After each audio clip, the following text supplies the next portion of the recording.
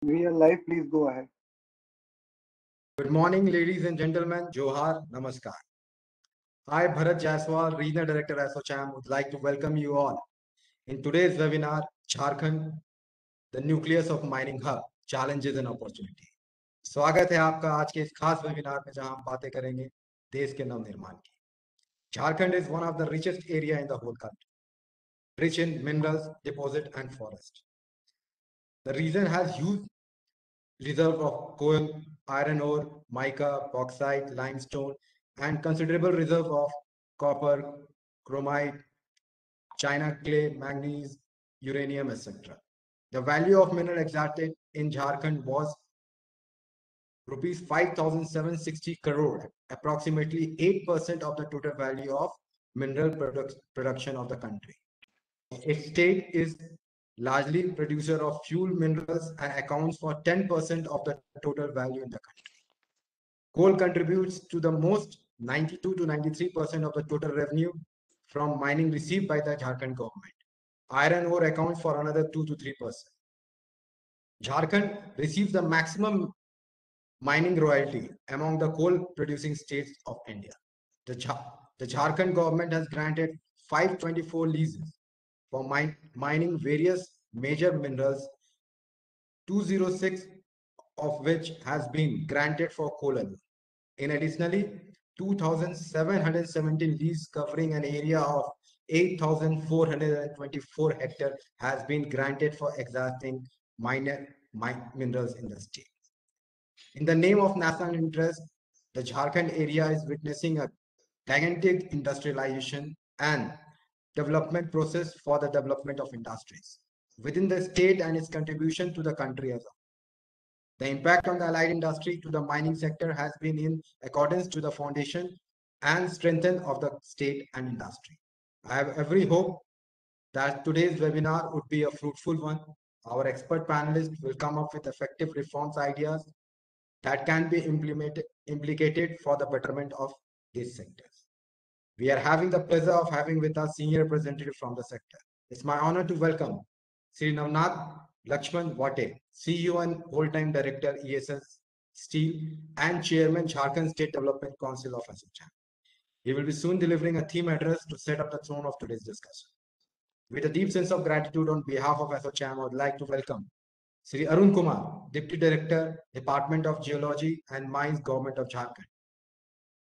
Sri R.P. Ritolia, Chairman ASSOCHAM, Eastern Region Mining and Mineral Council, former CMD for Coalfield CCL, Central Coalfield Limited. Sri Abhijit Ghosh is ex-CMD for HSC.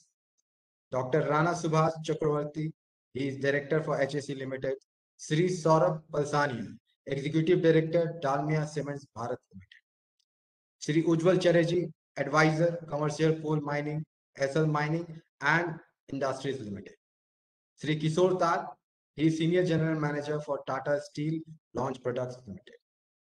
I would also like to welcome Sri Sanjeev K. Prasad, Associate Director, KPMG, the moderator of today's session.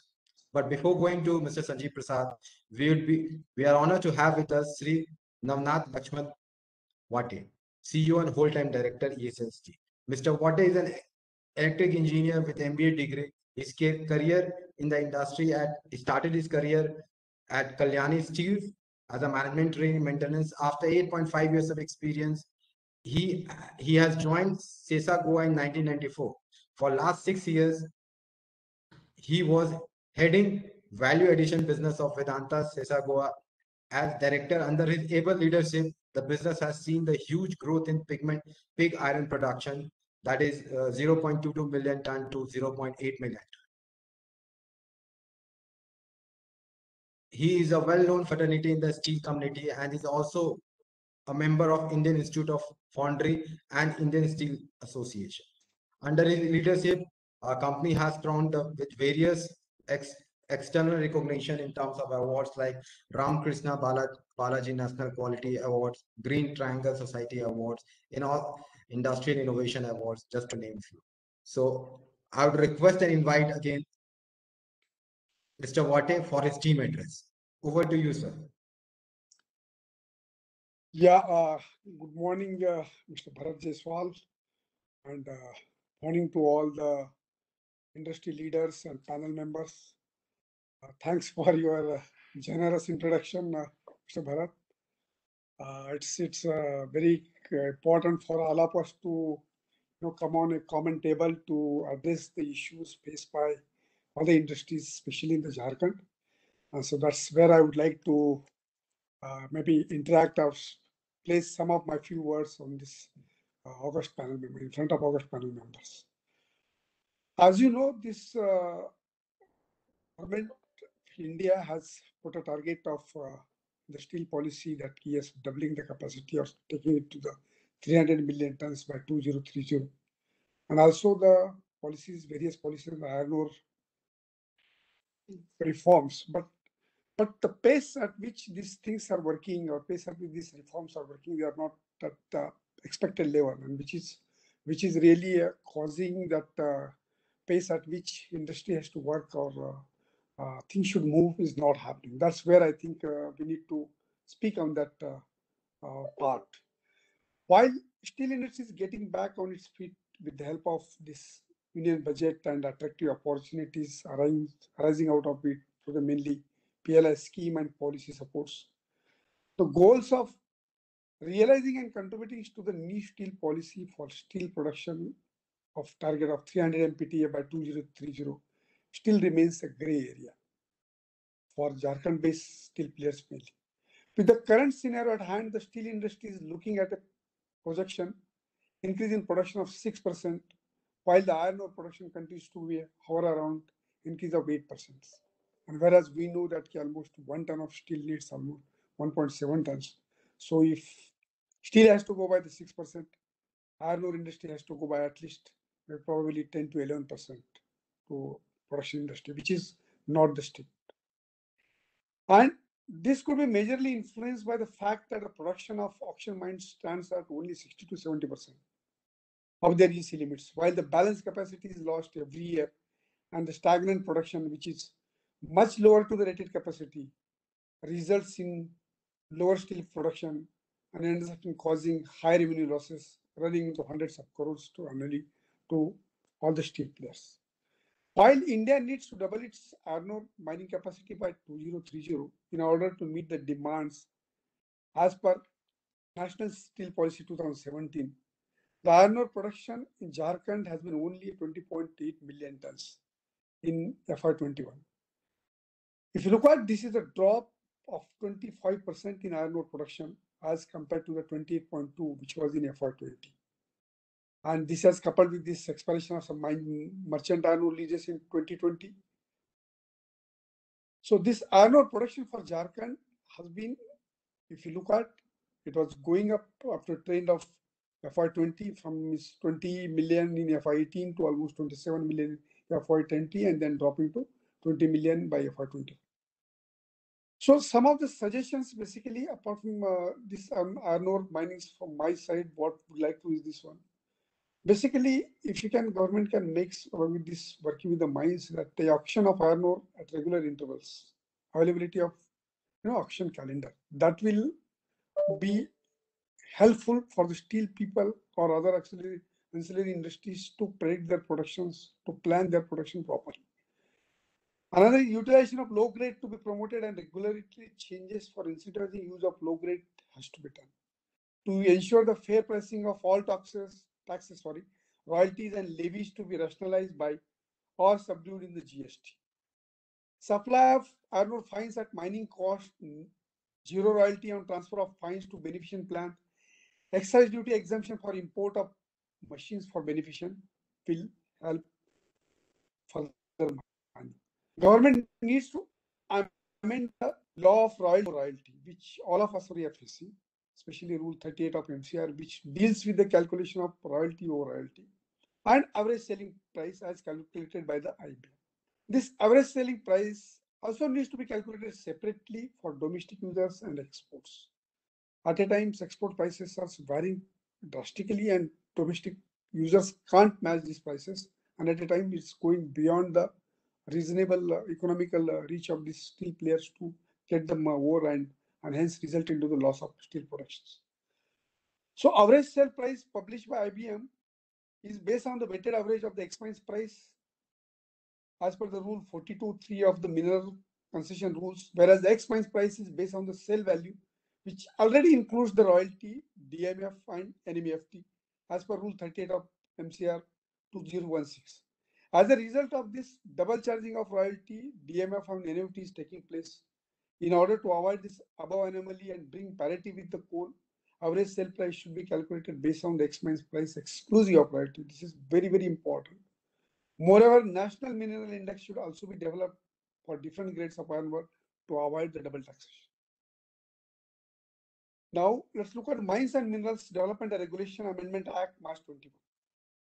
The National Mineral Policy comes with the goals to increase the mineral production by 200% in 7 years when India has obvious geological potential area of almost 0.6 million square kilometer, whereas only 10% has been explored. The amendment is carried out to take forward the agenda of ease of doing business and opening up the mining sector for commercial mining and allowing domestic as well as global investors to invest. Today, 100% FDI is permissible through automatic route in the steel and mining sector and for local for coal and lignites. The Mineral Law Amendment Act has introduced the new era of liberalization of the mining sector by amending the MMDR Act. The central government is today statutorily empowered to prescribe conditions for ensuring continuation of production by the holder of mining leases who acquired all valid rights, approvals, clearances, licenses, and like vested with the previous lease for a period of 2 years. Before the amendment, the MMDR Act offered a 2 years time span of the new leasee for commencing the mining operations. However, the newly introduced section 8B of the MMDR Act provides for deemed acquisition of all valid rights, approvals, clearances, license, and like. This is a very good step, I would say, from the central government. Earlier, the new leases was required to obtain a statutory clearances before starting mining operation. This obligated obtaining more than 20 approvals to start the mining operations, including about 10 approvals related to the different central government ministries and equal number of approvals from the state government, including environmental clearances and forest clearances. Typically, the new leases needed 24 to 30 months to get these approvals, which led to an inordinate delay in commencing mining operations. Hence, the successful bidders can now start mining operation forthwith by leaning on the approvals of the erstwhile leases. The key change the bill proposes is to empower the central government to conduct auctions or re-auction processes for the grant of mining lease if a state government fails to complete the auction process in specified period decided after consultation between the center and the state. Some of the latest developments which has happening initiated by the Steel Ministry and GST and other Mines Ministry are most welcome steps. Although hike in the GST on the iron ore may lead to the increase in the working capital for the steel industry. However, definitely it will be beneficial for the iron ore beneficent plants and captive mine holders. Although it may be little not very good welcome step for those steel players who don't have the captive mines. However, but definitely this will help in the development of the beneficent plants or the development of the mines. Iron ore prices has rose from almost, we are seeing the fluctuation $80 in April 20 to it went to almost 170 in 21 and then cross 220 in July 21. Now again it has come down to close to 110 levels. So with this, I feel that the suffering of our Indian steel industries and ancillaries due to the non-availability of iron ore, we need to carry out some amendments as just now as I said that one, especially on the royalties, making the auction calendars, carrying out the auction of the mines in the Jharkhand state which are closed needs to be also auctioned, and lot of low-grade iron ores is lost at the sale mines within the Jharkhand state, and somehow that is not as a very important national mineral is not being put to use. I think that also government needs to really work on that and ease the process of auctioning so that minerals locked into the bureaucrat or governmental approvals can be released and made available to the steel players. I think thanks all. That's from my side. Thanks, Mr. Bharat Jaiswal and panel members for listening patiently. Thank you. Thank you very much for your valuable insight, and we are the responsible chamber is working hand in hand with industry in making sure that the industry gets a better output here, because the resources are huge and opportunities are huge. And I appreciate you for taking time from your busy schedule and joining with us. So now what we'll be doing, we'll be going to the, after this inspiring theme address, what I'll be doing, I'd like to request and invite Sri Sanjeev K. Prasad, who is Associate Director KPMG, to moderate today's session. Mr. Sanjeev has about 25 years of professional experience in management consulting as well as mining and metal industry. And presently working with KPMG, he has completed 2 years full-time MBA with from IIM Bangalore and mining engineer from IIT Dhanbad, which was previously ISM Dhanbad. He has worked for some of industry's major firms, including KPMG, IBM, Ernst & Young, as a Steel, Tata Steel, and Coal India. Over to you, Sanjeev ji. I'll request you and invite you to take it forward from here. Thank you. Hello? Yeah. Thank you, Bharat ji. Good morning, everybody, and welcome to the webinar, Jharkhand, the nucleus of mining hub, impact on allied industries. Thank you so much for investing your time with us for this session. My name is Sanjeev Prasad, and I will be acting as facilitator for this wonderful webinar. We all realize that the entire ecosystem of allied industry across the mineral value chain, means mineral-based industry and the downstream industry, value-adding industries such as steel, cement, power, and allied industries such as OEM, OCM, tools, are key drivers for socio-economic development of the state of Jharkhand, including employment generation. So, to discuss this issue, this is a pertinent issue that ASSOCHAM has organized this webinar. And today we have an amazing panel to discuss the said subject. Our eminent panelists consist of, as already told, like Sri Arun Kumar ji, Deputy Director DMG, Sri R.P. Ritolia ji, ex-CMD CCL, Sri Abhijit Bose, ex-CMD HEC, Sri Rana Subhasis Chakravarti ji, Director HEC, Sri Saurabh Palsania, Executive Director, Dalmia Cement, Sri Ujjwal Chatterjee, Advisor, SL Group of my SL Mining Group, and Sri Kishore Taj, Sri Senior GM, Tata Steel, Long Products. Thus, we have a panelist representing almost all aspects of the industry, from government, PSU, and private sector, as well as industry ranging from mining, steel, cement, and engineering. So I don't think we could have a better and more qualified panel to address the subject. Thanks, ASSOCHAM, for getting such an eminent panel. Our goal today is that whatever your role in your organization is, in your industry, you will get a fresh perspective on the future trends and will be able to apply the same to your day-to-day activities, your business scenario. So here is the format that we propose to give you an idea of what to expect in another around 80 minutes of the panel discussion. I will first request each panelist to share his initial thoughts on the subject for 5 to 6 minutes. Thereafter, I will kick off the conversation, asking questions that can get the underlying high level of themes. And in the last 10 minutes, we will open the floor for audience, the questions that you might be thinking. And I will also request that you should type your questions in the chat box so that I can take those questions.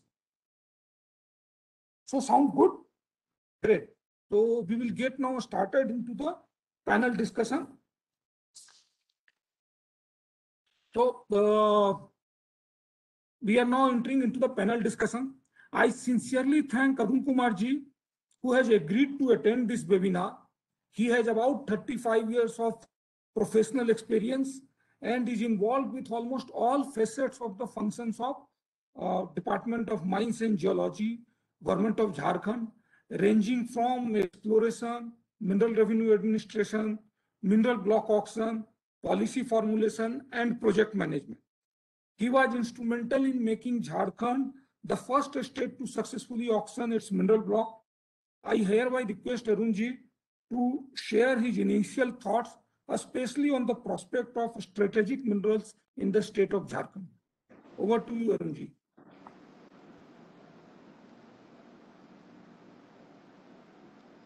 Thanks, Sanjeev ji. Good morning, everybody, distinguished panelists. First of all, I would like to thank ASSOCHAM, who has provided this platform and opportunity to me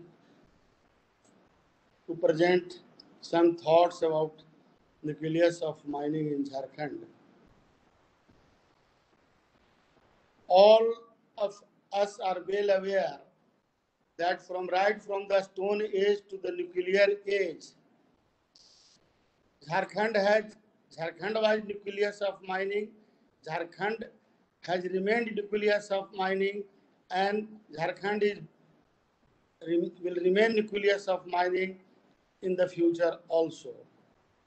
But the recent development in the field of mineral exploration as well as utilization of mineral resources and industrial development in the state is not encouraging or is not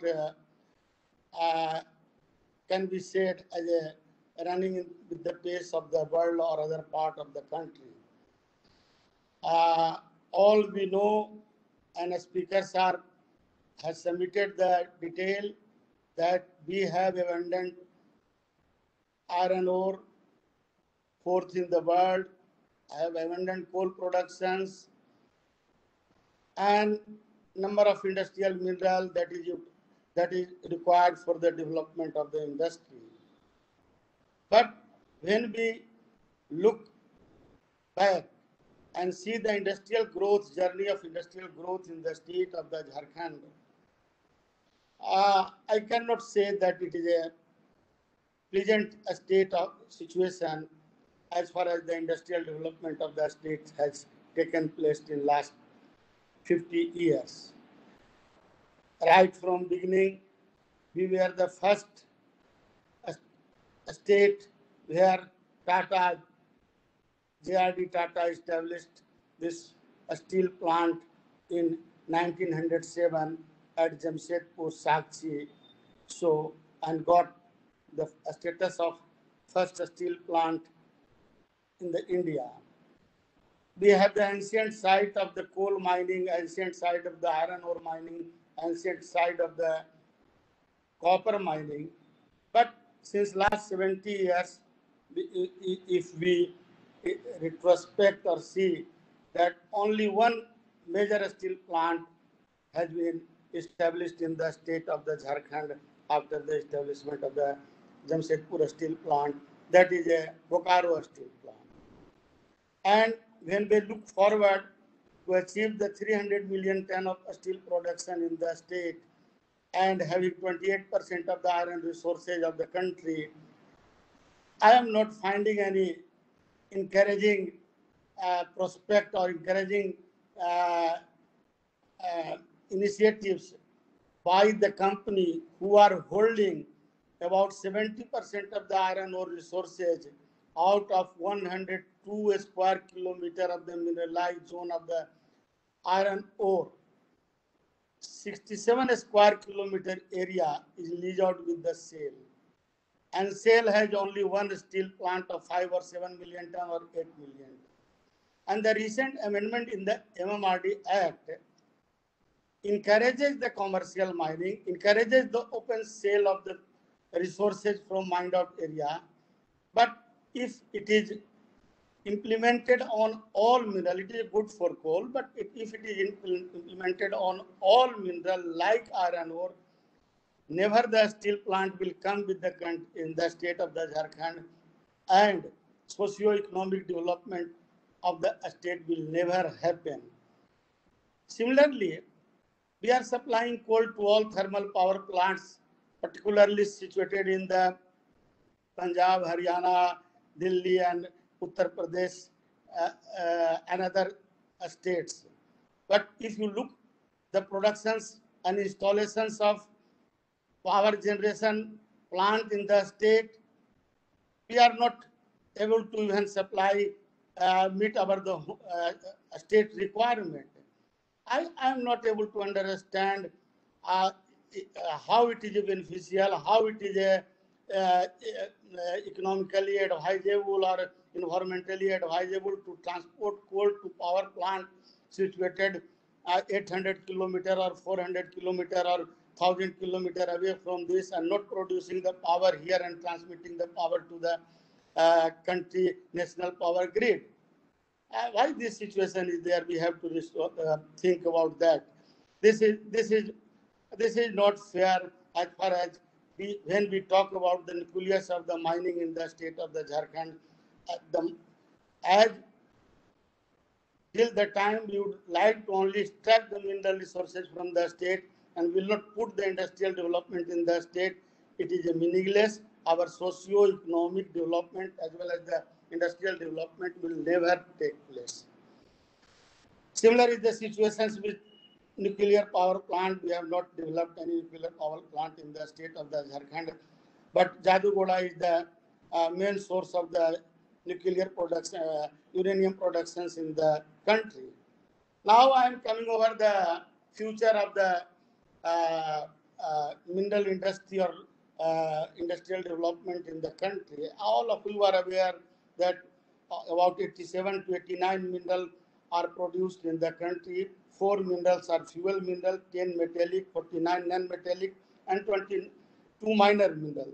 These are the accounts of 84 minor mineral, but we are still only contributing 2.2 to 2.5% of the GDP, national GDP region. That we are producing coal, we are producing iron ore, we are dispatching coal, we are producing iron ore, but we are not producing the value mineral, low volume, high value mineral or strategic minerals, which has opportunity, which has geological environment in the state to be produced. And I would like to draw the attention to the panelists and through this to the entire mining and mineral industry that we have platinum group of the mineral, we have rare earth mineral in the Chota Nagpur granite gneiss complex, gold belt of Chota Nagpur, and Simbhum crustal provenance of the state. We have resources of lithium or rare earth element in Bihar mica belt area, in the Kodarma and Giridih area. Similarly, we have prospect of the tungsten mineralization, tungsten productions, tungsten exploration in the Plamu area of the Chota Nagpur gneiss complex. And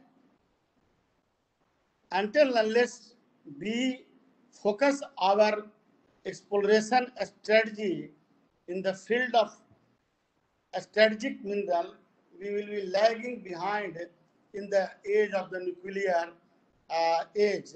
And all of us are well aware that still China produces about 95% of the rare earth element, and other rare earth platinum group of the mineral come from either USA or South Africa, South African country.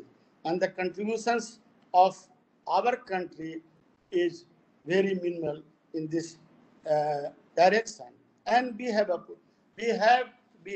geological environment to have such type of mineral. Only need is that we have to focus our exploration strategy as well as mining in the mining environment to that direction. we always used to talk that government doesn't have fund. Government doesn't pump fund for the mineral exploration. We have very limited fund for the mineral exploration. But now government has created National Mineral Exploration Trust, and huge hand is lying with this National Exploration Trust.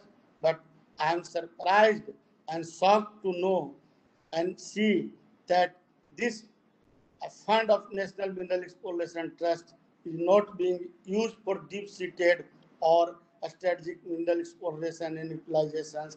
It is used for the bauxite exploration.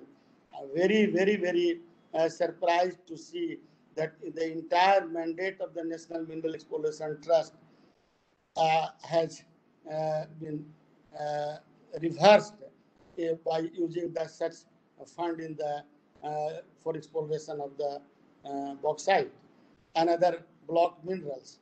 So I request all the panelists, because you are the best panelist, best expert in the India, who can think over this, that how the strategic mineral that has a huge potential in the state of the Jharkhand.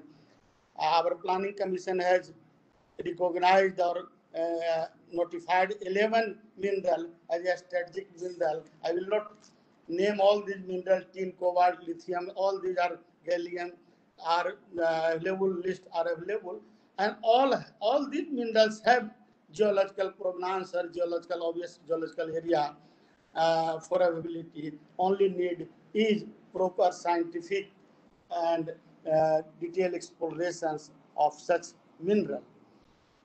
So, at the end of my submission, I would request all the panelists and thinkers of the mineral industry that kindly focus on this strategic mineral exploration and utilization in the state of the Jharkhand, so that our demand of the strategic mineral can be at least met in the country and should not remain dependent on the China, who are not going to supply us the strategic mineral when we need for the better nuclear weapon developments, and national security will be hampered, and the value of GDP, growth of the GDP will never happen until unless we utilize, we explore, mine out and develop the deep-seated and critical minerals and strategic minerals in the state of Jharkhand.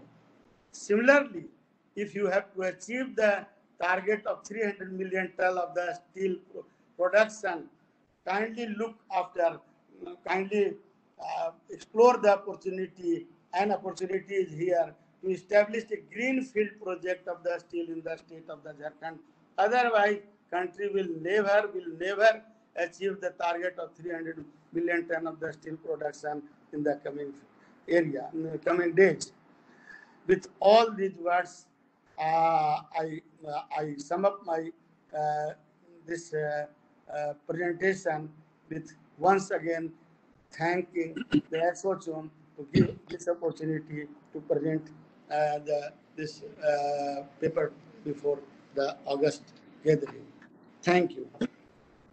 Thank you, Arunji. Thank you, Arunji, for your thoughts, and we share your discontent that Jharkhand means there are not enough industry, value-adding industries that are being set up in Jharkhand, and it is becoming like a mineral exporting states only. And this is important that all the stakeholders, including government, industry, and people at large, and other departments, see together that how more and more downstream value-adding industry comes in the state, because it is win-win for everybody. Transporting coal to 1,000 kilometers is a cost that is not also good for or profitable for the industry. Second thing you have highlighted and shared with you the same zeal that there has to be a exploration strategy for strategic minerals.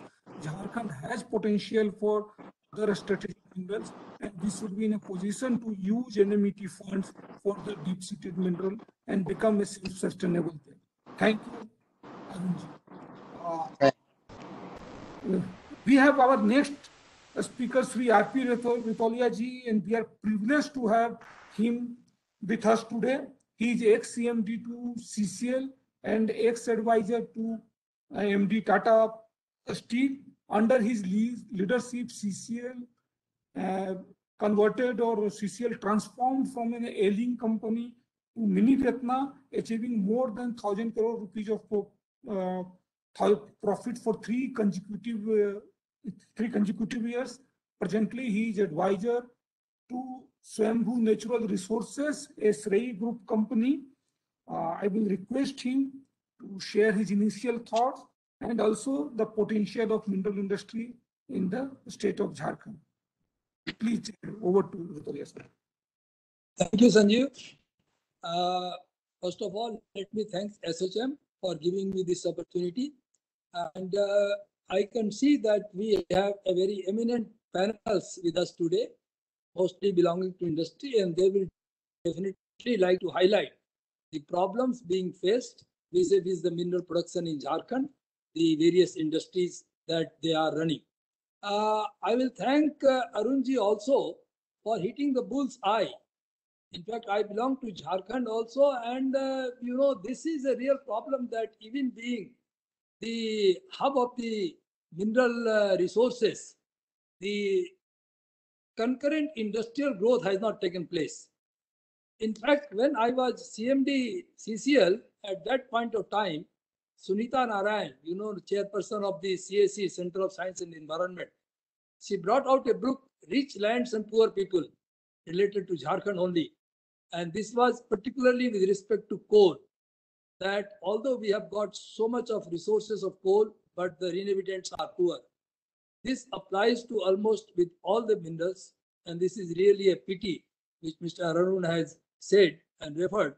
So this requires an introspection at all levels, particularly at the government level. I will say that what facilities can be provided, what incentive could be provided to attract the industry.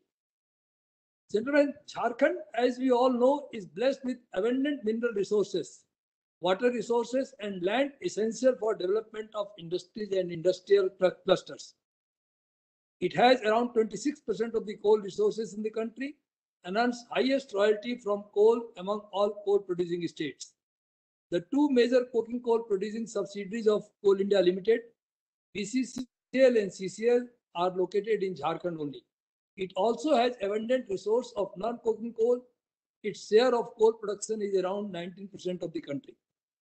It accounts for about 31% rock phosphate, 23% iron ore hematite, 30% apatite, 14% and 20% cobalt ore, 20% copper, 9% each granite and graphite, and 5% silver ore resources of the country.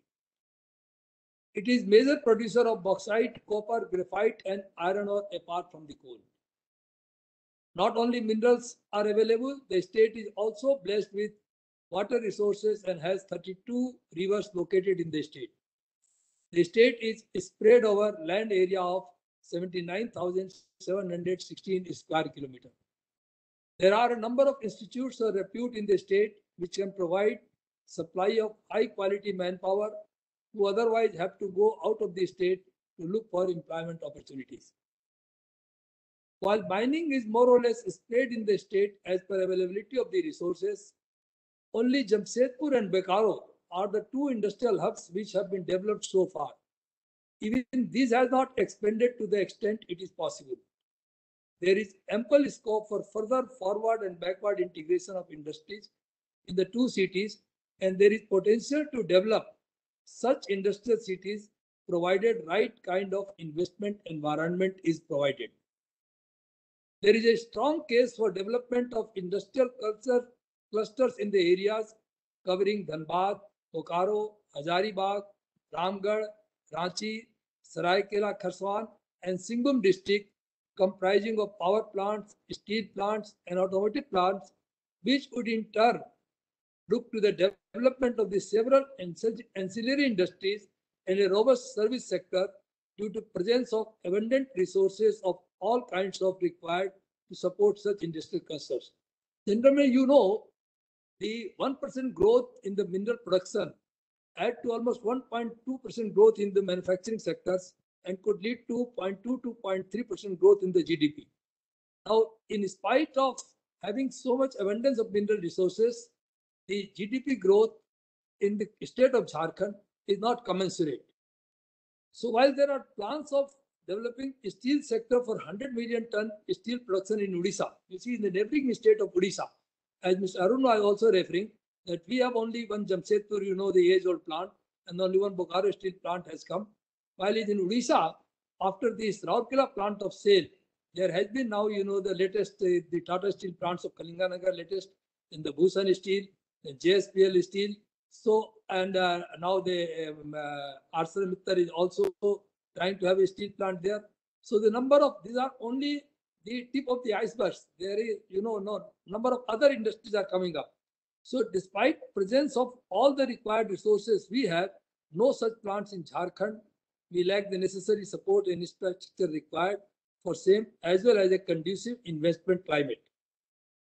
While other states are rolling out red carpet to industries to increase revenue generation and employment opportunities by creating land bank for industries, providing single window clearance system, fast tracking approvals, we are a state taking longest time in providing clearances like forestry clearance, and the land issues seem to be never ending for industries planning to enter the states. Besides, there is a general perception that there is a lot of law and order problem, the type problem, etc.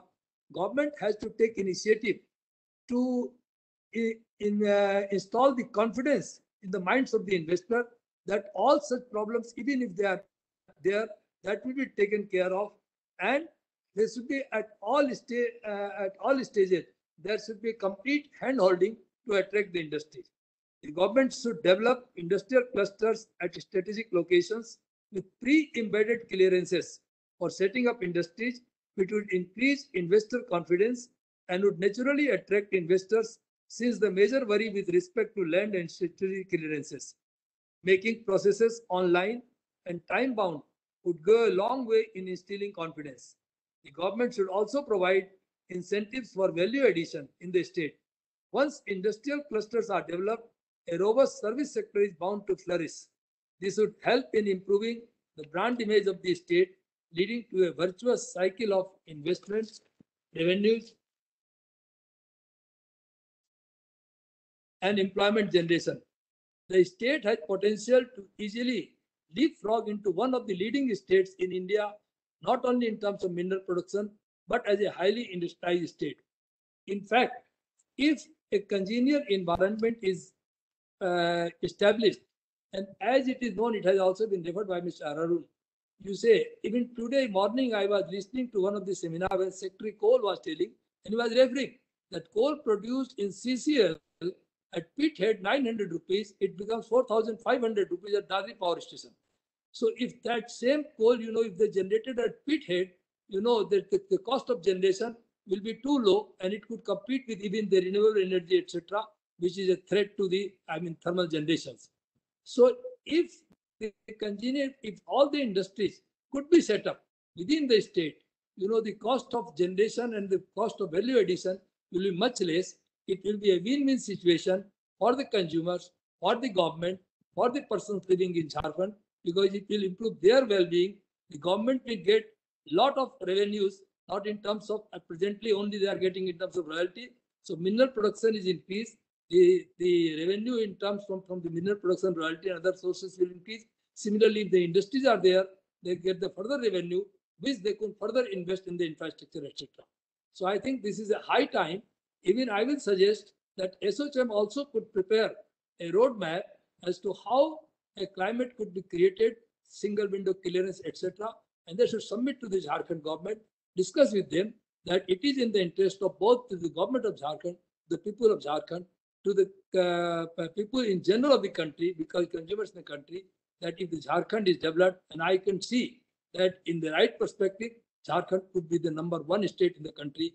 At present, the country, you know, other states where these are not mineral producing, they are probably the hub of the industrial development. Gentlemen, thank you very much for giving me a patient hearing. These are my thoughts I have put forward for your consideration. Thank you very much.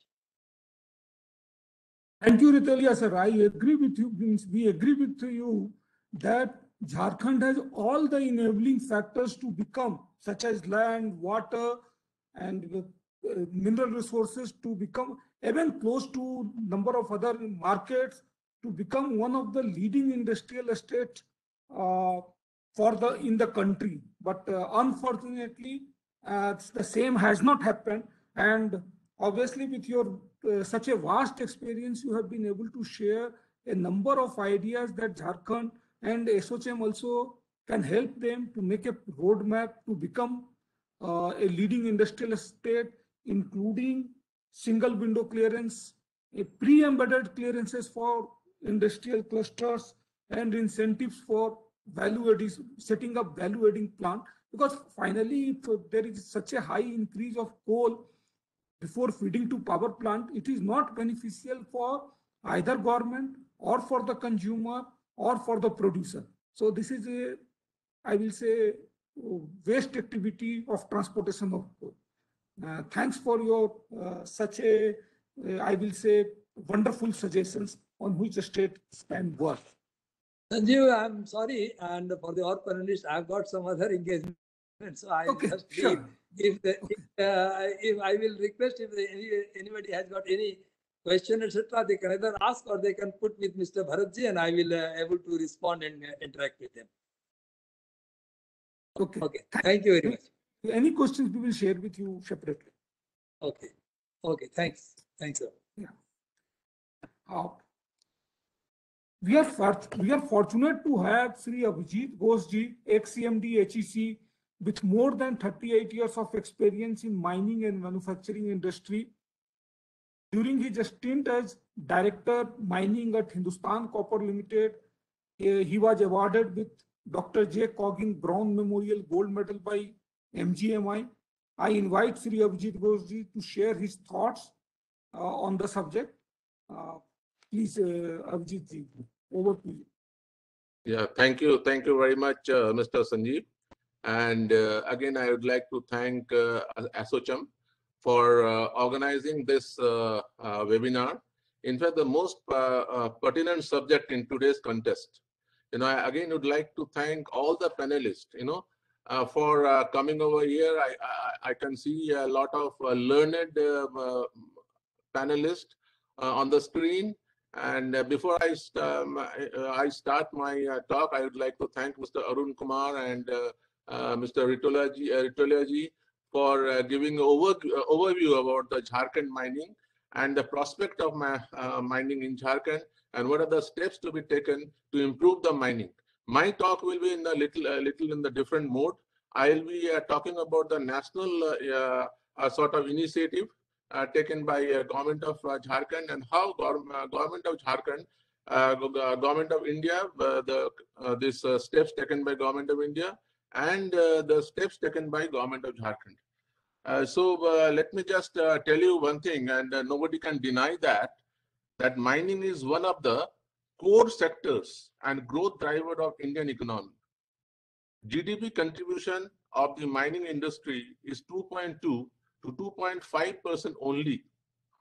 But going by the total industrial sector, it contributes around 10% to 11%. As per the data available today with me, there are total 1,229 mines which are operating in India, out of which we have got 545 metallic and 684 non-metallic mines presently in India operating.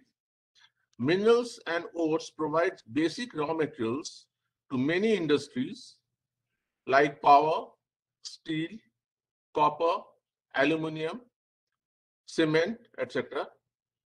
But contribution of mining industry to the society is seldom recognized. And today, everybody is talking about how to improve the mines, how to improve the productivity of the mines, how to make the mines efficient. Many people are talking about that it is very difficult to get permission, it is very difficult to get clearances, it is very difficult to get the mining property. It is a fact. So looking into all those aspects, during this COVID-19, when actually the mines were all paralyzed, there are a lot of problems the mine operators they faced. As a result, what happened? The industries wherein actually these raw materials were going, they also had to stop their operation, and they had to stop their blast furnace, they have to stop their refineries, and a lot of economic loss happened. Looking into this, our finance minister, on 16th of May 2020, took number of steps in continuation to the economic stimulus package in light of COVID-19, announced certain structural reforms in relation to coal and other minerals. The decision to permit commercial coal mining on revenue sharing basis with easy entry and exit norms is viewed as an attempt to attract and allow domestic as well as global players to help ramp up coal production in India. A composite exploration cum mining cum production regime has been introduced in mineral sectors, and auction of coal and mineral blocks has been proposed through an open and transparent auction process. Mr. Arun Kumar rightly pointed out, though there is a policy for exploration, but where actually you should explore, that is very important.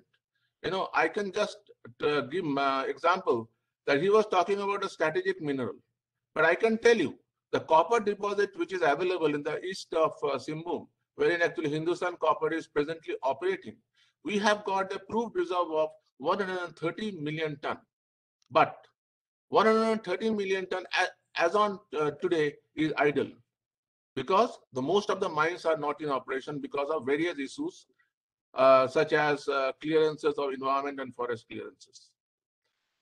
It's not 130 million ton alone. If you go on exploring that particular deposit, you will not only get iron ore, you will not only get copper, but you will also get silver, nickel, and even uranium deposit is very close to Hindustan Copper, and other strategic minerals also you can get over there.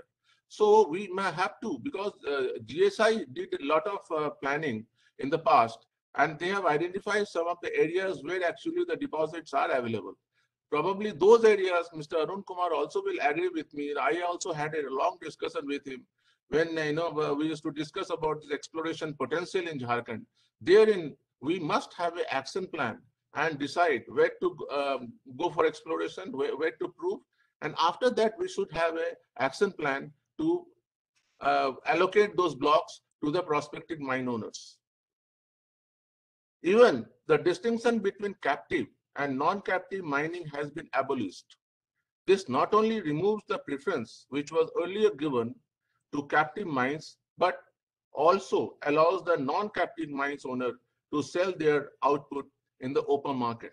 This is a very, very encouraging, steps Government of India has taken, because previously only the captive mine only had that privilege to sell their ore or coal outside their property. But then now the non-captives also have got the right to sell their product, and this has definitely boosted the interested player to enter into the mining, and this will definitely help the industry as a whole.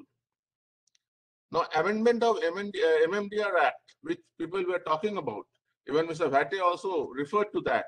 I will tell number of steps have been taken in this MMDR amendment, wherein actually the District Mineral Foundation, people all talk about the effect of mining to the environment, effect of mining to the human being, effect of mining on the health.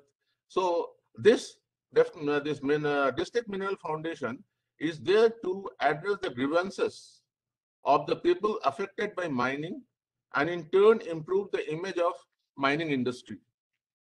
National Mineral Exploration Trust has been formed, as Mr. Arun Kumar was also telling, for incentivizing regional and detailed exploration to fill the gaps in exploration in the country. I can tell you that though we talk about that we have got reserve in the country, even Jharkhand, for example, we always say that we have got 40% of the mineral reserves in the country. But I can tell you that if we explore, the West Simbhum area, wherein actually a lot of iron ore reserves are there, you can get even more iron ore deposits over there. And the bauxite, as Mr. Arun Kumar was telling, why bauxite? But I can tell you, bauxite is also equally important mineral, which is very much required for aluminium industry. And if you go on exploring Gumla and Lohardak area, probably you will be getting more bauxite there.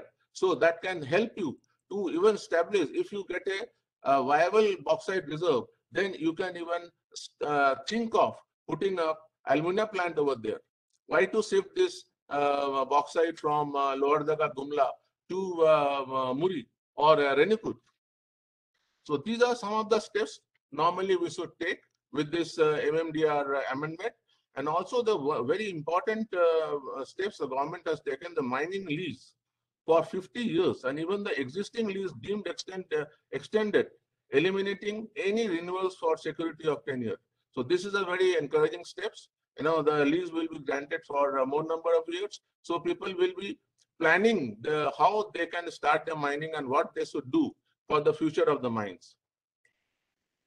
Now there's a lot of illegal mines mining. The people were all fed up with the illegal mining.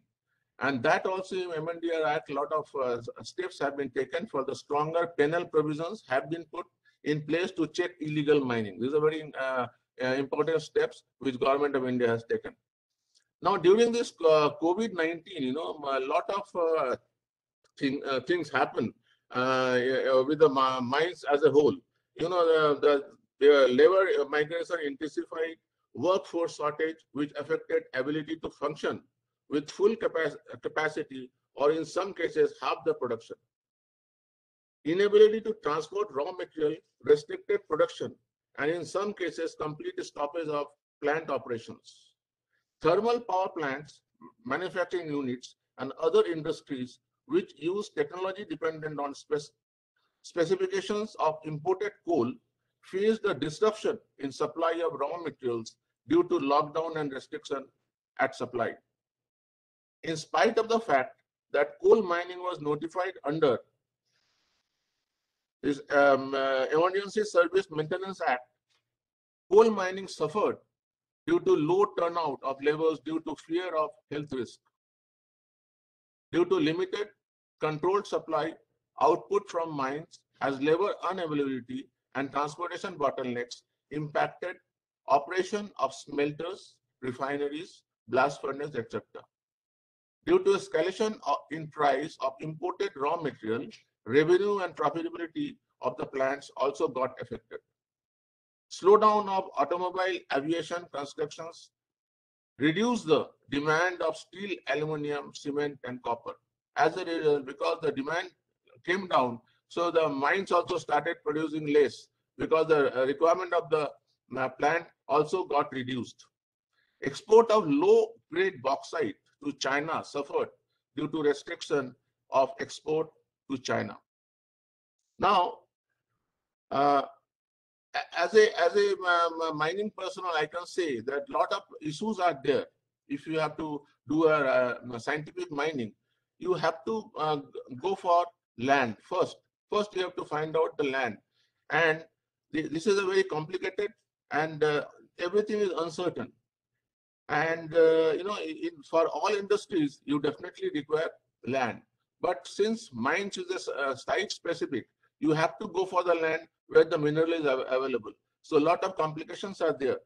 And apart from that, a lot of technical issues are also there. For example, if you suppose get a mine lease, and if you have got a process plant, and where you have to dispose your tailing and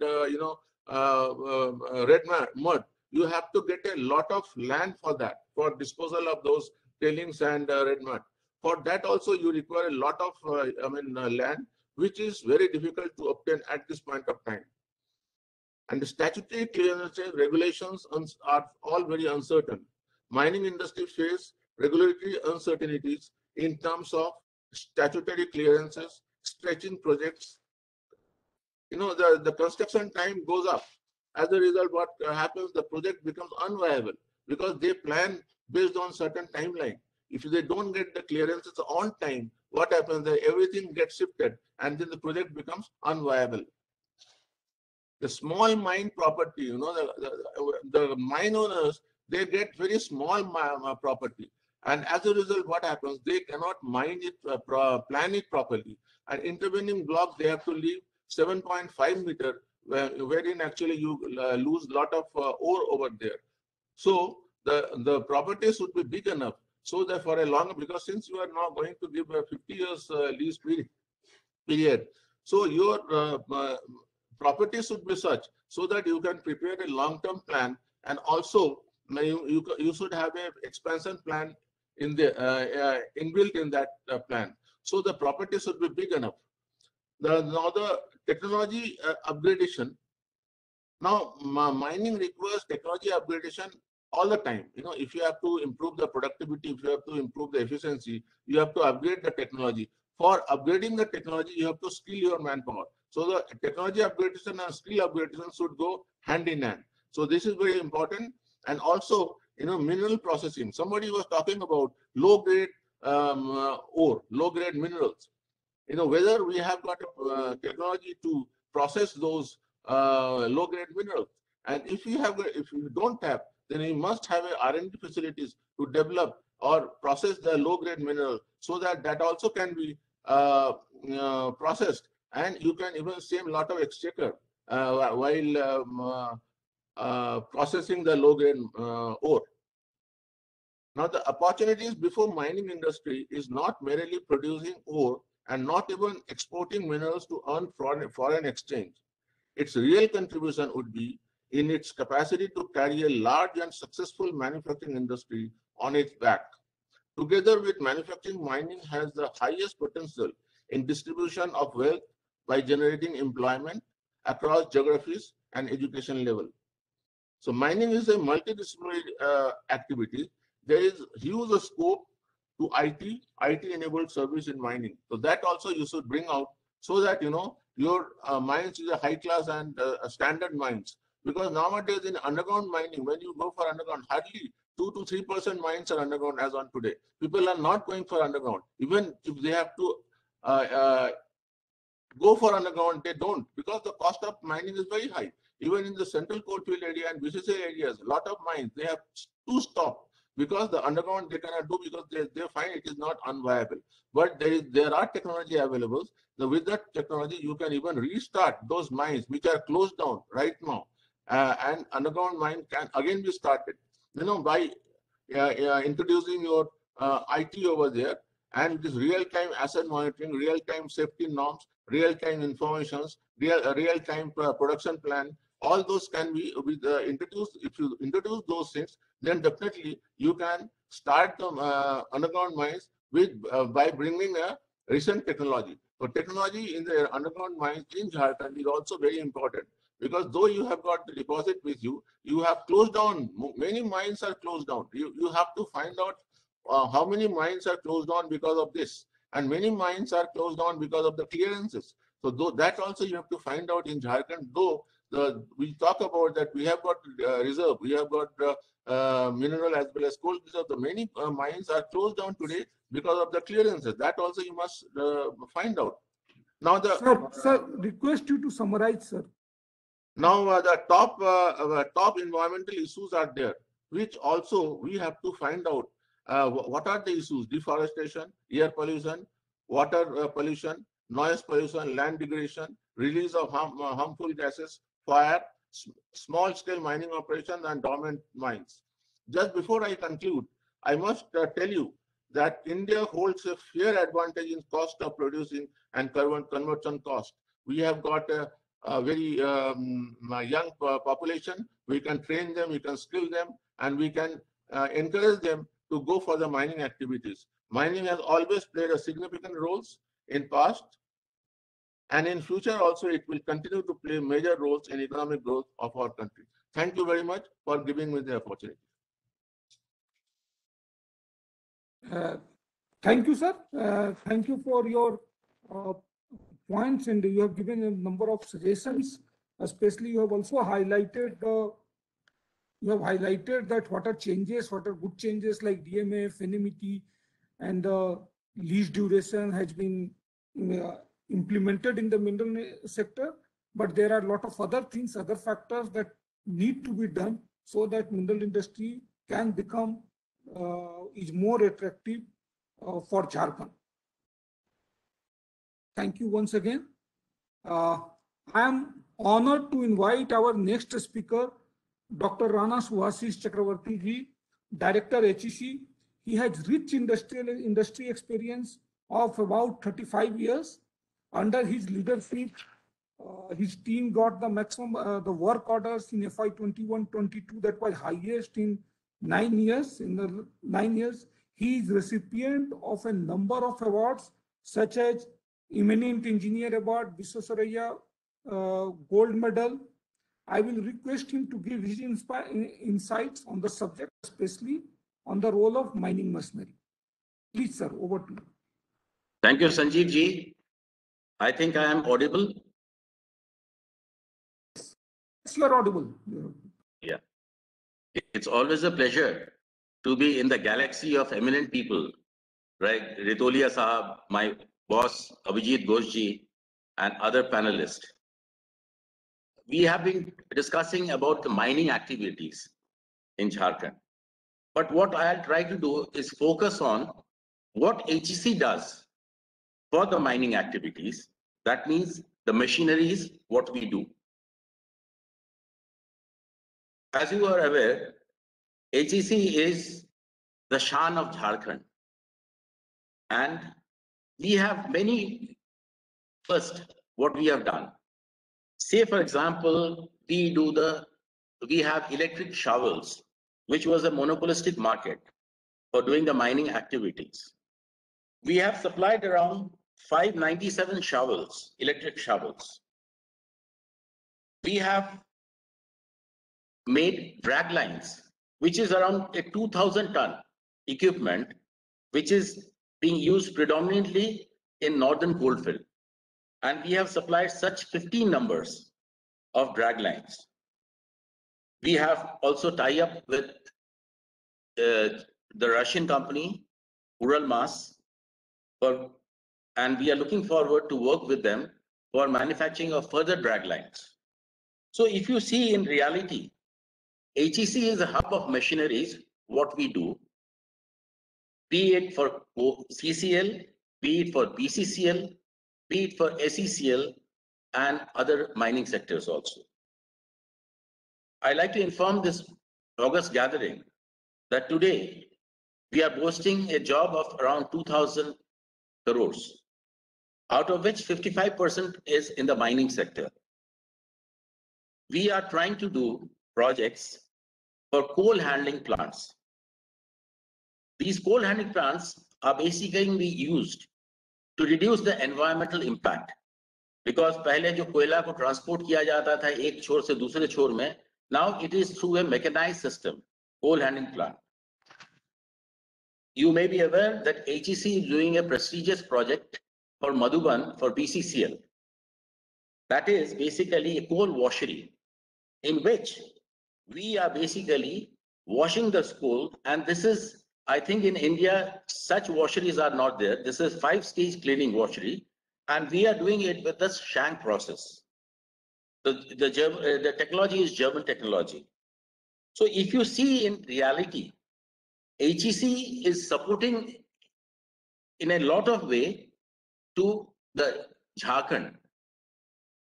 We are recently going to get, today I got a confirmation that we are going to get another 3 shovels, electric shovels, and that will be a boost to HEC. My sir, Abhijit Ghosh ji is there. He started a project of hydraulic shovel with IIT ISM and IIT Kharagpur, which is today ready for dispatch to Central Coalfield Limited.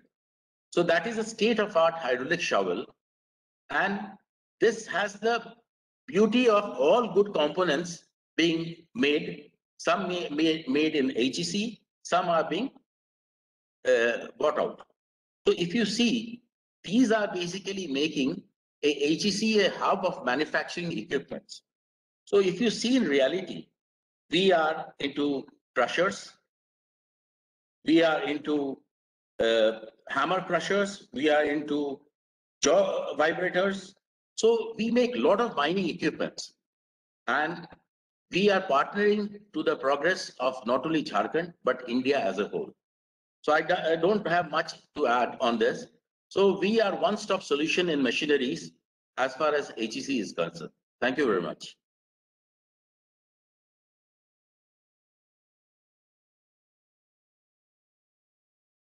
Thank you, sir. Thank you.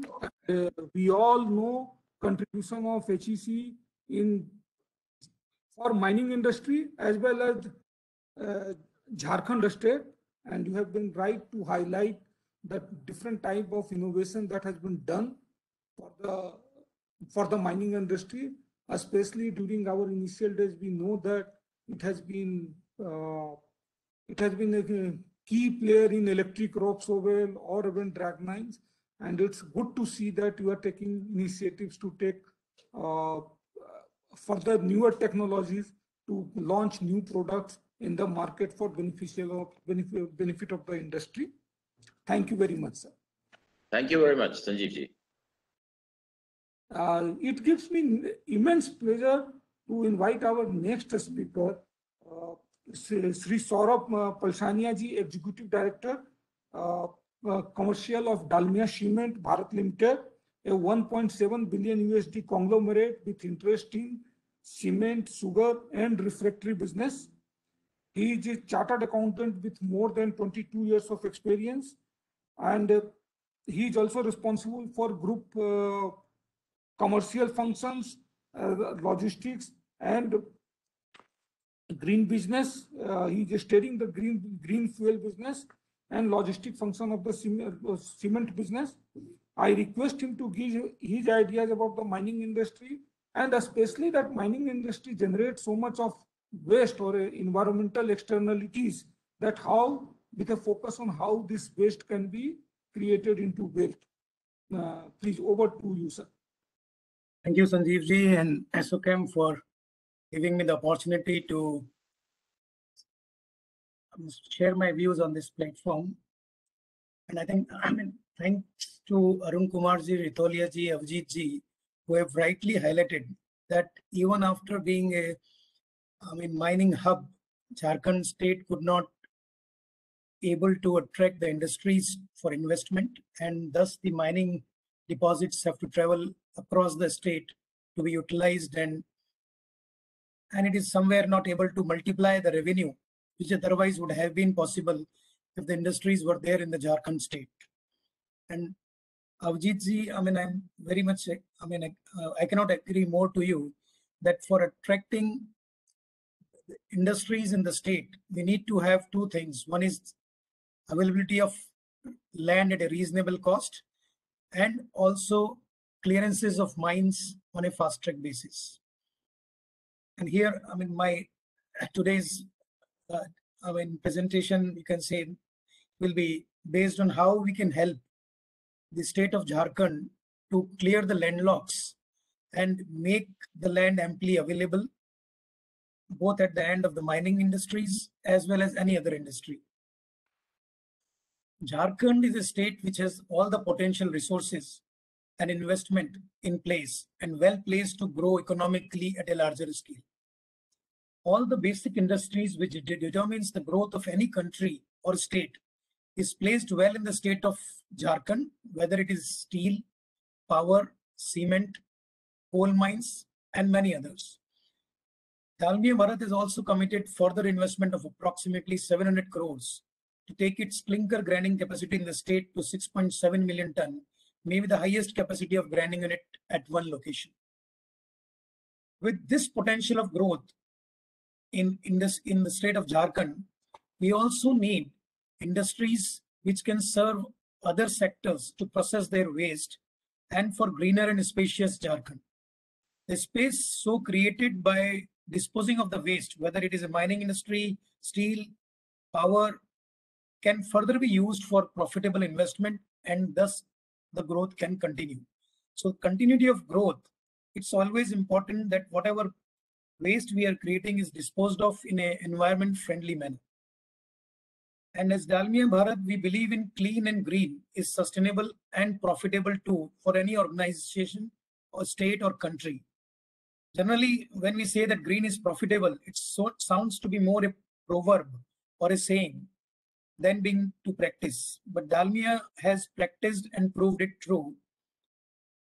Like giving you an example in this respect, pond ash, steel slag, legacy dump waste, pharma industry waste, aluminum industry waste, that is red mud, rejected coal or coal fines from the mining or other industries, lime sludge, which is a paper industry waste, has blocked lot land, maybe millions of acre land across India. We all know that. And we can provide a solution to it. And how, and for this, what is required, I'll just highlight that we'll have to rethink, reorganize, and re-strategize how to deal with waste. Indian families, as you know, has a traditional approach to store waste and develop attachment with a hope that it will be useful one day. And that is, we know that is not true. Similar lines, our industry visionaries also somewhere has the same feeling, and thus invest a lot of energy and money on storing and handling waste with a hope to earn extra penny. I repeat, extra penny, which probably they lose at the end in 95% of the cases. If that energy, people, time, money would have been used in finished product strategy, maybe that would have been that have brought around crores of revenue extra. Early disposal of waste, maybe at some compromisable price, which is maybe 15% or 10% lower than target price, will fetch better cash flows, clear space, no bottleneck to production lines. As Avjit ji said, that blast furnaces are not running or power plants are not able to run because of non-removal of waste can generate, and also with the space, there can always be a demand supply scenario, a better demand supply scenario and availability of land, and also can generate an idea with available land to invest. We had proven to be the most environment friendly scavengers for India and also aspire to operate at the highest level for serving to clean and green India. We are ready to go for 20 to 30-year tie-up for pond ash, slag, and any legacy waste, which can be co-processed in our kiln, which generally we call as Neelkant of India. As we talk, we are co-processing around 12 to 15 lakh ton of waste in India per month and targeting it to take to 30 lakh ton per month in a very short period with our capacities across India, where we have invested around 300 crores across almost every kiln. We have invested 30 to 40 crores to make it viable to feed all such waste and co-process it with a heat of 1400 degrees Celsius, which subsumes everything and it doesn't emit any carbon, it restricts carbon emissions. Out of this, 50% of the same capacity of Dalmia exists in eastern part of the country. And this is where I can say that, like, there are a number of power plants in Jharkhand state, maybe Bokaro Thermal, Chandpur Thermal, Tenughat and all. They have a deposit of not less than 100 lakh ton of pond ash. You can assume almost say 1,000 to 2,000 acres of land being blocked therein. And similarly, there are a number of steel plants here where a lot of slag deposits, maybe LD slag, maybe normal slag deposits are there, for which we offer our services to co-process in our grinding units, in our clinkerization units, and ensure that this landlock is being cleared in a shortest period of time and number of industries come up and invest in Jharkhand. So this is the proposal from Dalmia Cement. We'll wait for your inputs, if any, on that. Thanks a lot. Thank you, Sanjeev ji, and thank you, ASSOCHEM, for providing this opportunity. Thank you, Saurabh ji. Thank you. This is really wealth from waste, and I believe that the state government and should take enabling steps, and ASSOCHEM should help a state government to take right steps so that especially the land that has been blocked due to disposal of either slags or as plants that can be made available, that can be utilized for better purposes. And there, because there is also opportunity cost of holding land.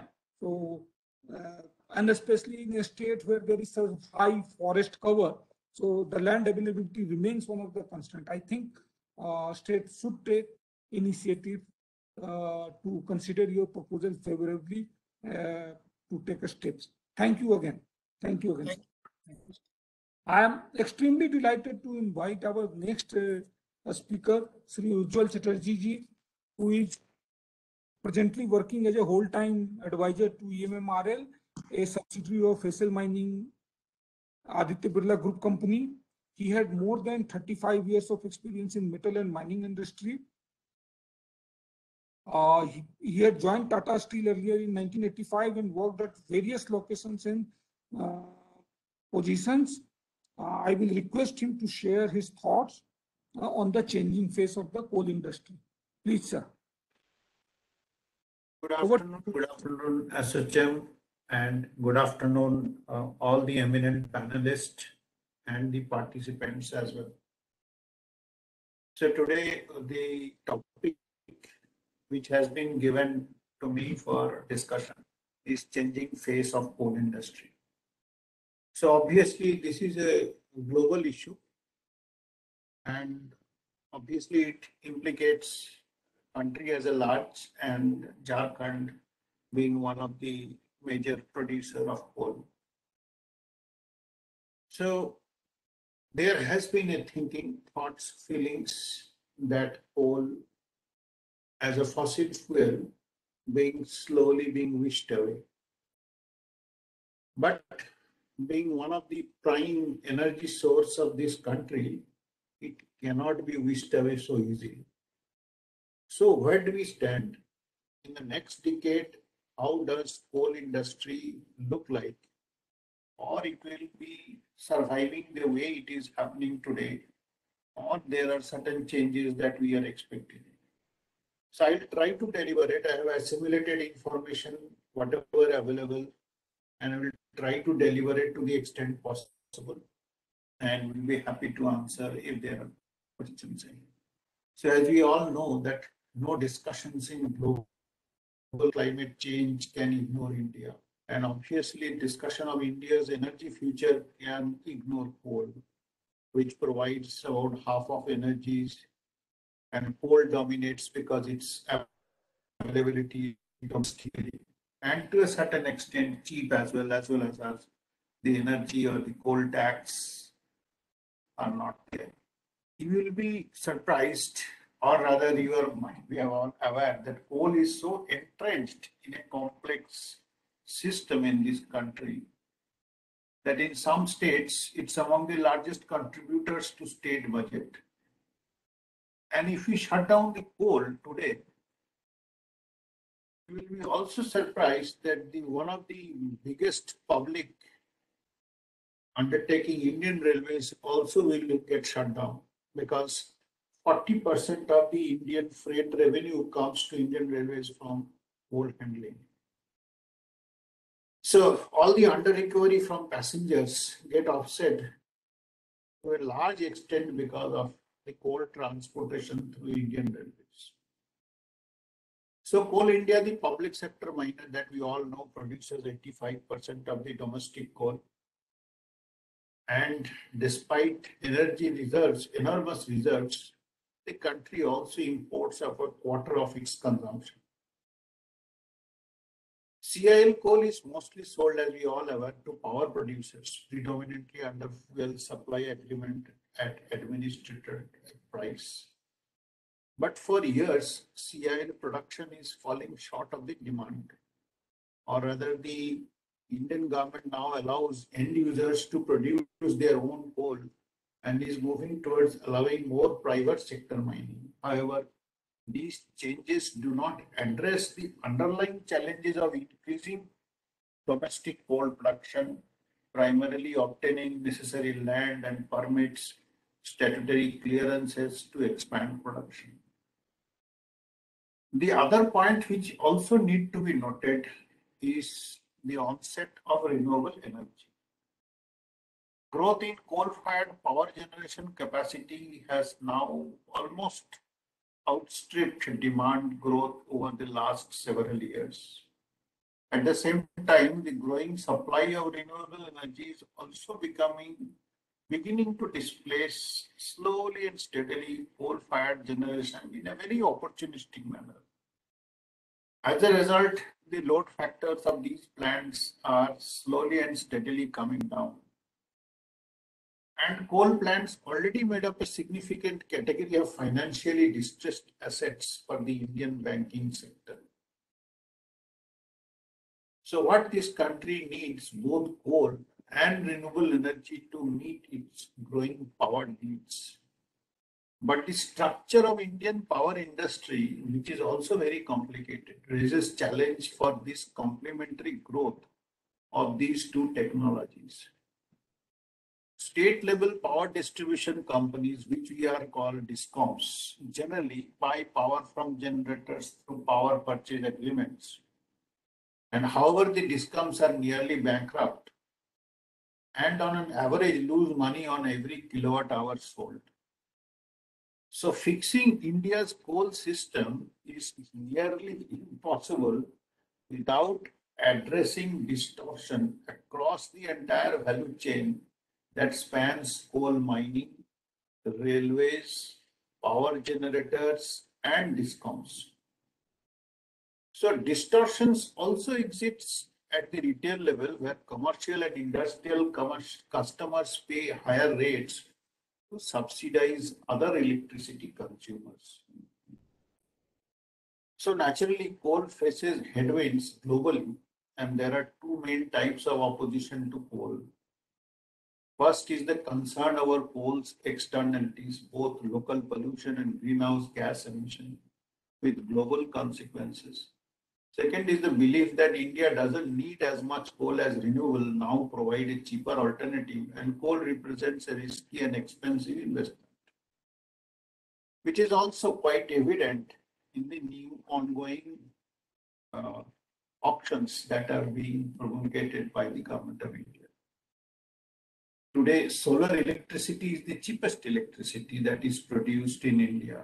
For whatever the reason be, as Mr. Ritolia remarked today in the morning, because of the logistics issue, the coal becomes costly. But whatever be the reason, the solar electricity is competing with even large power plants, which had been once producing at a very cheap rate. But only when the sun is shining. At night, coal is still cheapest electricity. So we are living in these times where both coal and solar are growing and has to grow together. This will continue until we get batteries that are inexpensive enough that the cost of solar plus storage is less than the cost of coal electricity. Thus, coal will still produce the majority of electricity used in India at the end of the decade. Coal use in power sector could plateau, but that will require deploying renewables at an even faster pace than the current trajectory. If you've seen the tabulations of use of energy, low per capita energy consumption means India must still grow its energy supply. Before India can phase out coal, it must first achieve a plateau of coal. How this happens cost effectively and with least resistance isn't just a technical or economic question. It depends on a political economy of coal and its alternative. A wiser option may be first to clean it up instead of wishing it away. India has ambitious renewable energy targets for 2030, calling for about a 4 times growth of today's installed and solar and hydro total electricity capacity. Even assuming India doesn't start building any more coal power plants going forward, it still means that in 2030, about half of India's electricity will come from coal. And if I can just share a screen which will show that by end of this decade, what should be the just a moment.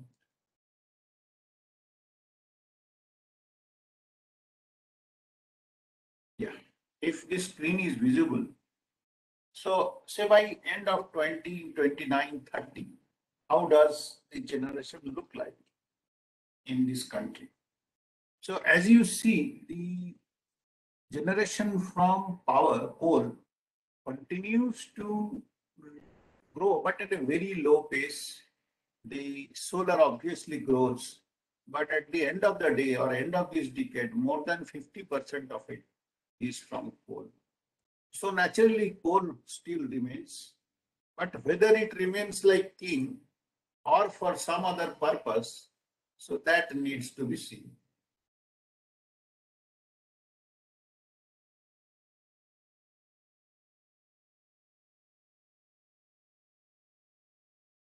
Just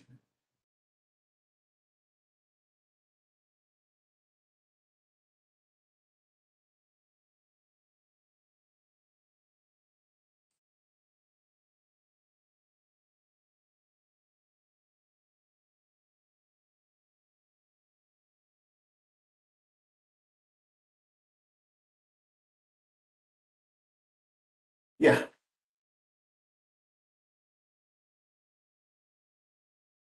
India actually uses a relatively modest amount of coal on a global scale, if we see. And the tabulation actually I don't have right at this moment, but if we compare and we normalize on per capita as well as ash basis, relatively India's use of coal per capita is even much less, significantly less than that of European or United States. So tons of coal is slightly misleading metric since Indian coal is high ash, which hurts local area pollution, but also means a ton of US coal emits a third more CO2 than Indian coal. In June 2020, an auction process to open 41 coal mines to commercial mining was launched. The move was designed to create competition for government-owned Coal India, reduce India's reliance on imported energy products, and attract investment to help the country recover from economic fallout of COVID-19 pandemic. But the auction brought new domestic player into Indian coal sector. However, 2/5 of the mines opened up to private investment received no bids and zero foreign firms participated. So this is little discouraging and quite dismal. And as we see, I would like to share one more screen that how does the difference be? Sorry, the share screen I think is, yeah, just a minute.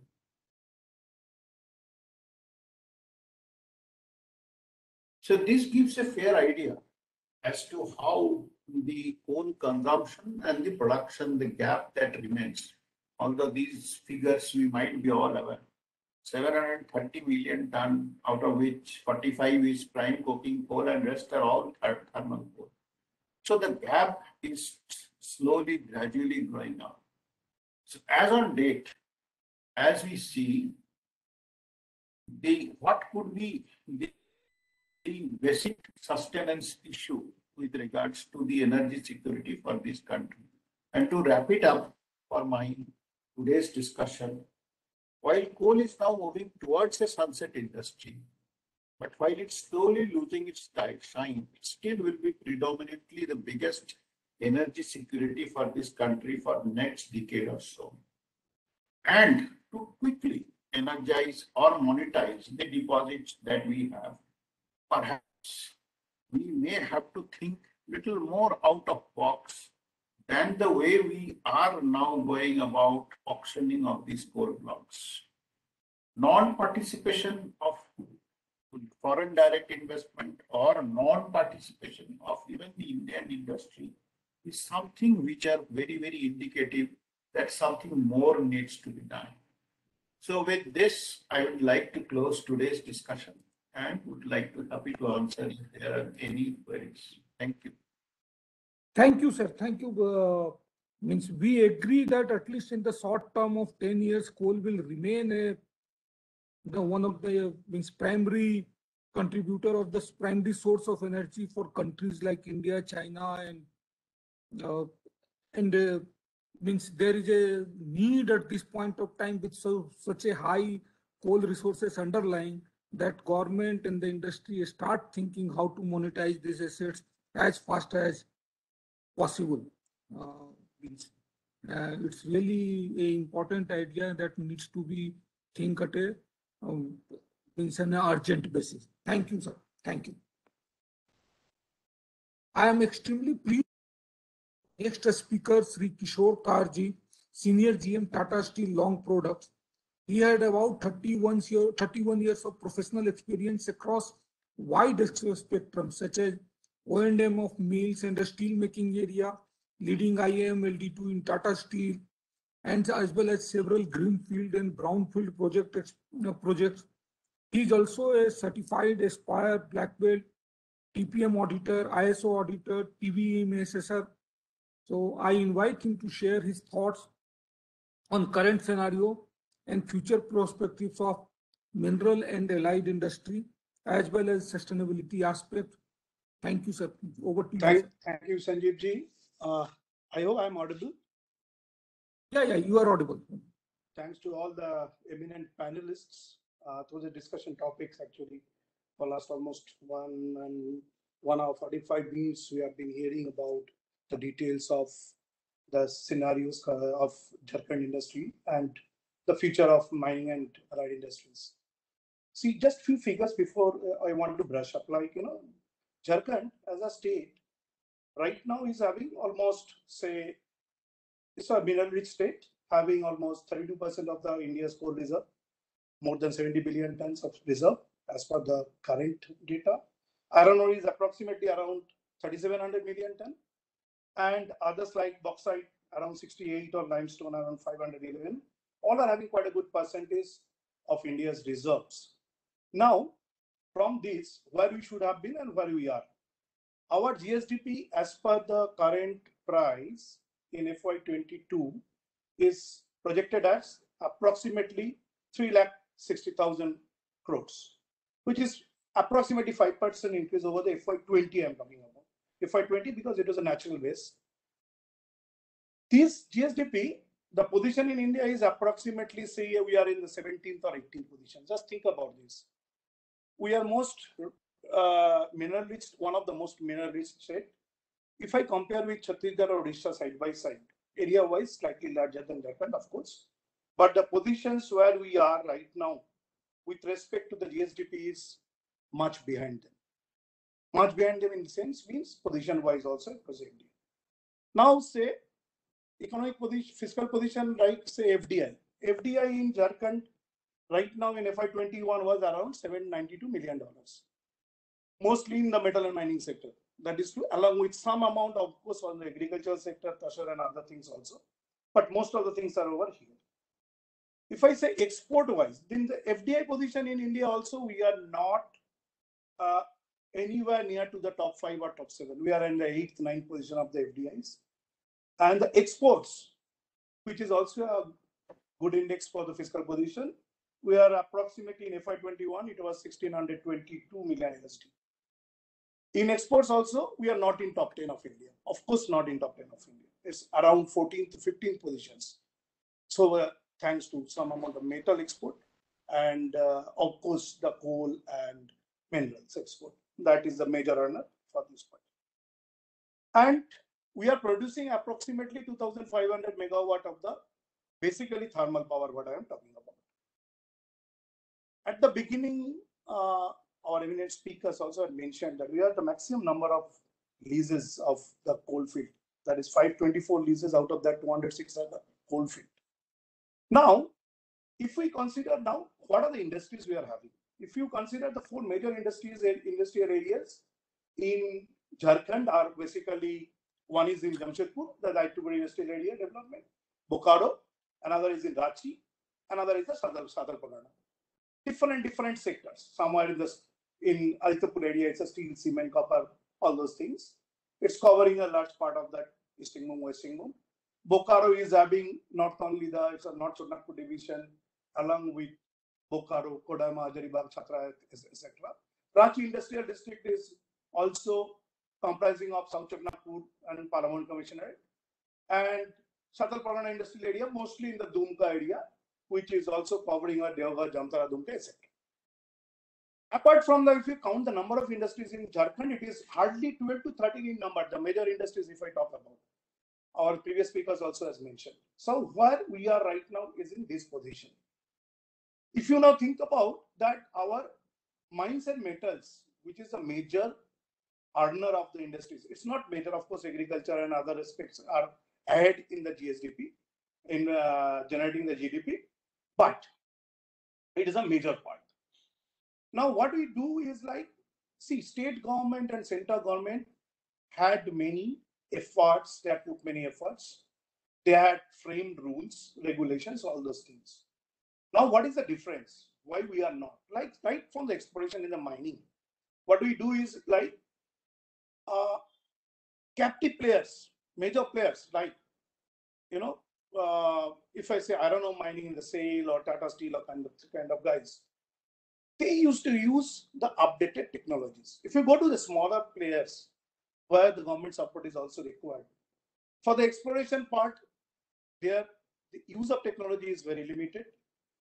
Though state is having the database generated through a lot of state-of-the-art technologies, but still they are not in a position to play.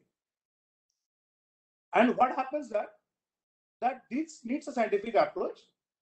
What are the things need to be kept in mind to have these smaller players in the mines who have numbers are very high?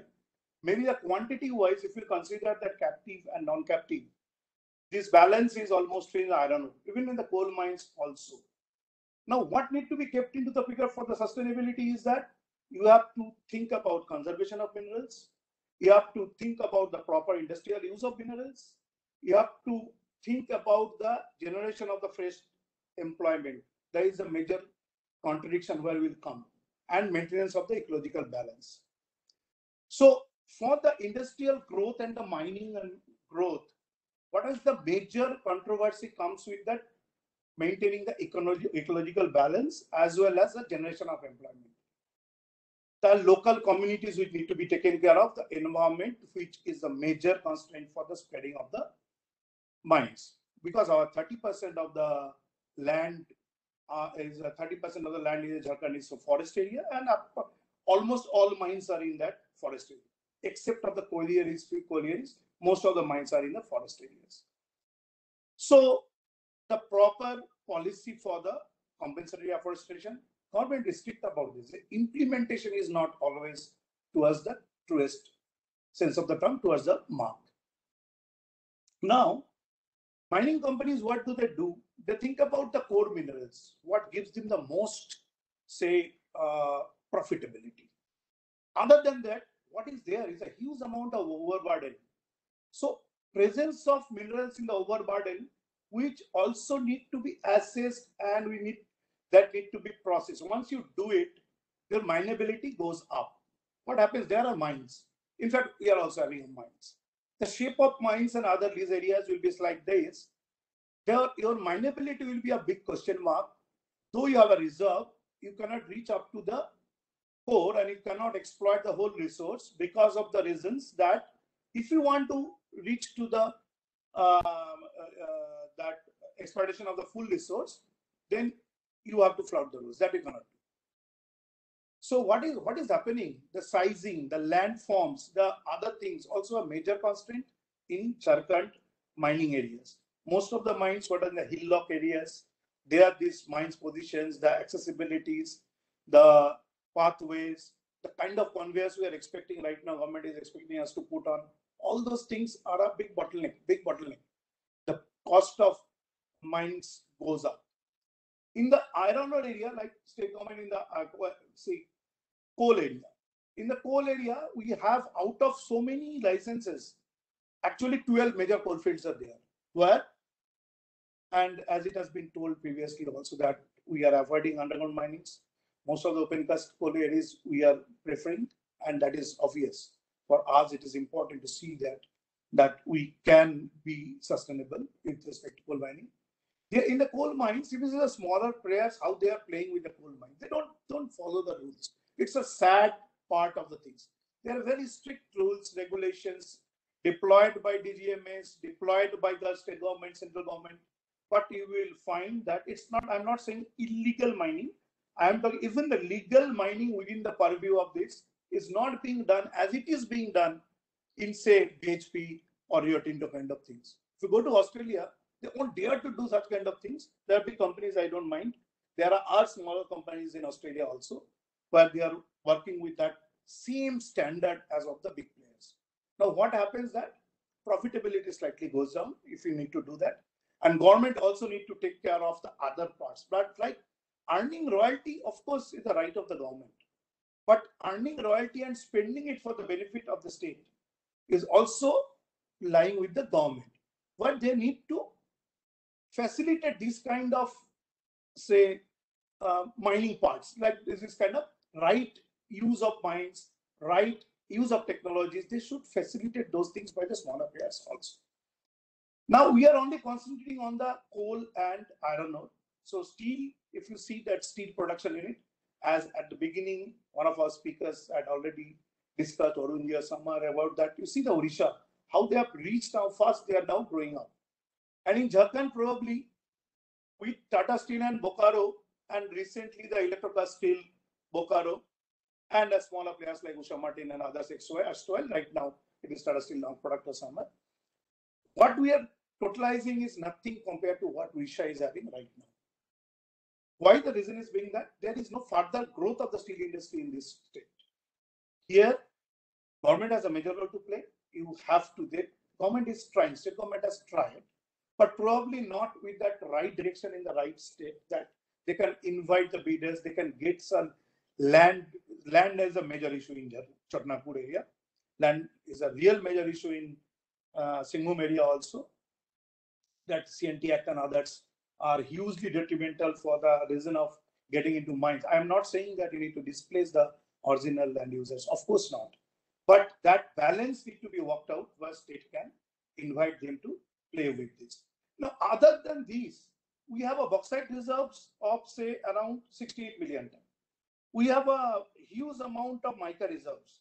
How many industries of, say, aluminum industries have built up? You can't take a second name next to Muri, right? Right now that aluminum, only the aluminum company, what we can post up, thanks to Birla. Second part is that copper. We have a copper stock of approximately 288 million ton as per the current survey. Now, what is the copper industry? You can name only one. Rest all small, very, very small players who cannot be taken into account for increasing the GDP of a state because they are very small players in the copper or in this. State government was trying to go for the coal bed methane, where that some blocks were identified, we had explored, but things have not moved up to the right direction. The speed would not have taken up the way it should have happened.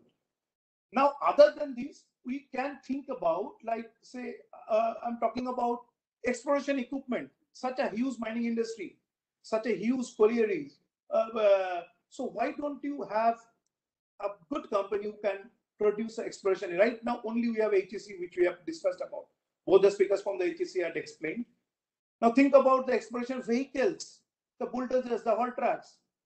Think about the processing equipments, where from we are taking, we are just bringing it from other states. Maharashtra is manufacturing, Gujarat, sorry, not Gujarat, it's Karnataka is manufacturing, Tamil Nadu is manufacturing, and we are getting those equipments from those states to use in our place. Classifiers, you know, let's say class, these things are very common things in the industry, which are being extensively used by the mining industry, but we don't have any manufacturing plant. Vehicles, think about it, other than Tata Motors, we are not having a right kind of, we could have had, we are using so many heavy vehicles in this state. It's a small state of 79,000 square kilometer. Auto ancillaries, other than one Adityapur area, there is no other auto ancillaries in the state, the whole state. These are the areas where we need to work out. Another part is that we need to also focus mostly on the sustainable mining. where the problems are coming up. It's not that in wherever you want, you can mine, you cannot.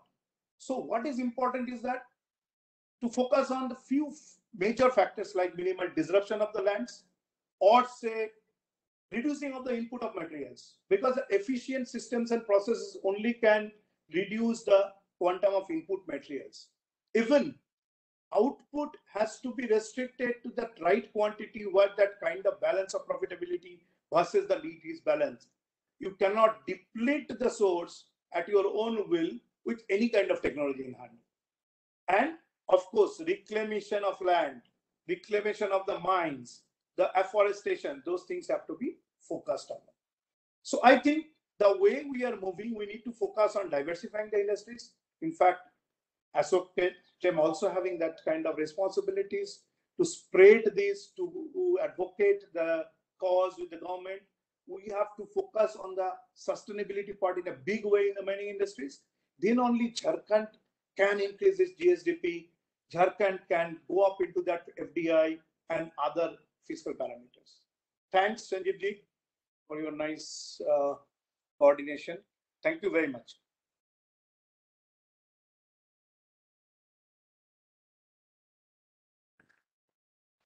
Thanks, sir.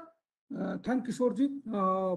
Means for such a, I will say, wonderful comprehension of different issues, and especially ancillary industries, the type of areas where Jharkhand state can look to invite industries to invest in, especially the means in my initial talk, means my initial introduction also I said that issues like means wherever there is a OEM, OCM, their assembly units, why those things cannot be set up within the state, because that will be huge booster to GSDP for the state. So thanks for highlighting this, including sustainability, because sustainability is something that is the key. Thank you once again. I think we have almost over our time. All the panelists have given very comprehensive discussion, and the discussion has ranged from I will say from how more industries can come in Jharkhand, or where Jharkhand is lagging in the value adding industry, importance of strategic minerals like lithium, cobalt for future perspective, and especially for country's strategic need, then ways to improve, ways to how more and more conducive environment such as pre-embedded clearances, online single process, single approval, single window approval, those things can be highlighted. The panelist has highlighted the contribution of HEC, and also there is so much of waste that is lying and blocking the land, how that can be treated and how more and more wealth can be generated out of this. So I think in spite of not able to take the question answer session, the panelist has means all the panelists have completed, means had discussed about the different issue, different aspects, and thus covered the topic very, very comprehensively for the audience. So I thank you. I thank all the panelists, esteemed panelists, as well as I thank ASSOCHEM for organizing such a pertinent issue, a webinar on such a pertinent issue. I will request Bharat ji to give vote of thanks for this session.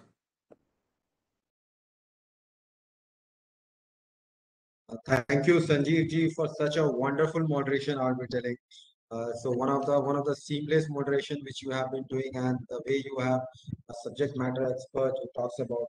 So with a deep sense of gratitude on behalf of ASSOCHEM, I would like to thank each one of you who has taken part from the different part of the country as a delegate. So my sincere thanks to Sri Navanath Lakshman Vateji for taking time from his busy schedule and joining with us. Sri Arun Kumar ji, Deputy Director, Government of Jharkhand. Sri Avijit Ghosh ji, ex-CMD, HEC. Sri Ujjwal Chatterjee, Advisor Commercial of Coal Mining, Dr. Rana Subhas Chakrabarti, Director HEC, Sri Kishore Tar, Senior General Manager, Tata Longevity, and Sri Saurabh Palsania. So, on a deep sense of gratitude on behalf of ASSOCHAM, I'd like to thank each one of you for taking time from your busy schedule to join this program. And we look forward to your continued support in our future interval also. We keep organizing lots of programs around this topic so that we can send recommendation representation to the government. And as told by Ritolia Saab, that we should create a roadmap. So what are the requesting all the industry members, other members to reach out to us in helping us in defining that. Thank you very much. Thank you each one.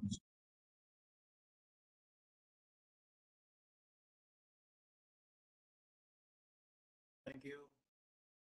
Thank you, Bharatji. Thank you. Thanks, Thank you Bharat. very much.